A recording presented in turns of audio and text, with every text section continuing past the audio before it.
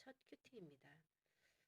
지난주에 로마서를 끝냈고 오늘부터 사무엘상 말씀을 가지고 큐티를 하도록 하겠습니다.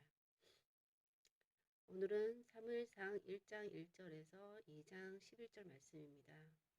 여기에는 에브라임의 후손의 자녀 없는 한 며느리 한나가 다른 부인 브닌나의 괴롭힘에 격분하여 실로에서 먹고 마신 후 하나님의 전에서 기도를 하게 되는데, 자신의 고통을 돌보시고 기억하사 잊지 아니하시고 아들을 주시면 그를 하나님께 드리겠다라고 한 기도를 하나님께서 들으시고 하나님께서 그를 생각하사 임신하게 하셔서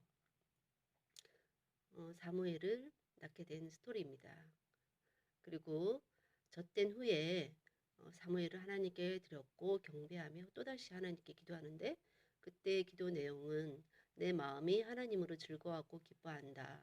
하나님은 거룩하시고 반석이시고 지식의 하나님이시고 행동을 달아보시며 상황을 바꿔주시고 생명을 주관하시고 세상의 주관자 되신 하나님이시라 라는 기도를 하게 됩니다.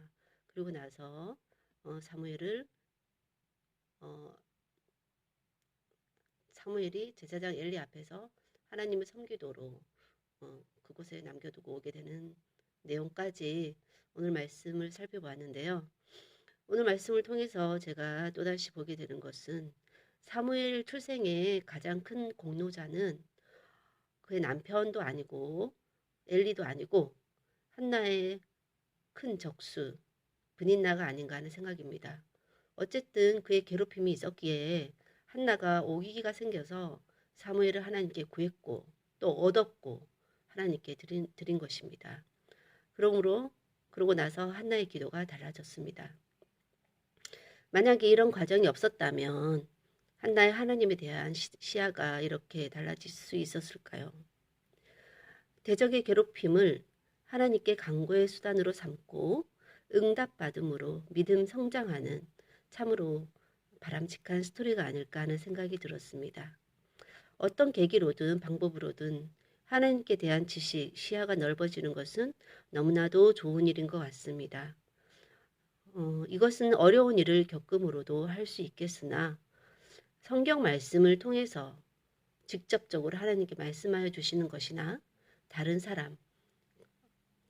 사람의 간증이나 스토리, 예를 들어서 오늘처럼 한나의 이런 스토리를 통해서도 아는 것이 가장 바람직한 방법이 아닌가 생각이 듭니다. 오늘 말씀은 이것으로 마치겠습니다. 기도하겠습니다. 하나님 아버지 감사합니다. 올 한 해도 말씀을 통해서 하나님을 더욱더 알게 해주시고 하나님에 대한 시야가 넓혀지게 해주시며 하나님을 아는 지식이 자라서 하나님께서 원하시는 삶을 온전히 살아갈 수 있도록 도와주시옵소서. 올 한 해 말씀이 늘 저의 삶에 말씀을 가까이 하는 한 해가 더욱 될 수 있도록 도와주시고 그 말씀이 삶 가운데 온전히 적용되어지게 해주시옵소서.